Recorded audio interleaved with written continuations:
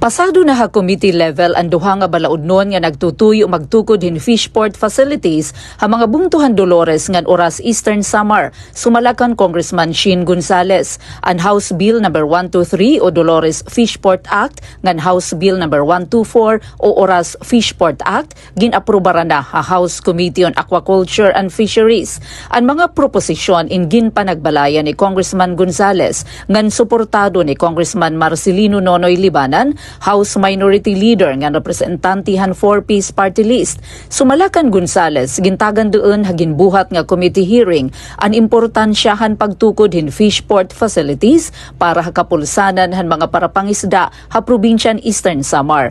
Tinambonghan hearing hi Dolores Mayor Zalde Carpeso nga nagpahayag haniya suporta ngan pasasalamat han nasabi nga balaudnon.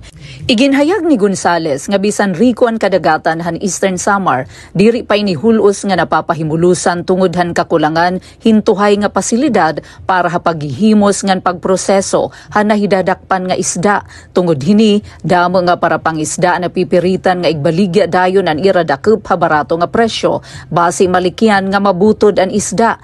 Pinaagihan mga balaudnon ginalauman nga magkakamay-ada hintuhay nga fishport ngan processing facilities an mga para pangisda nga makakabulig ha pagpreserbar han kalidad han ira mga dakep ngan hapaghataas presyo hini ha merkado.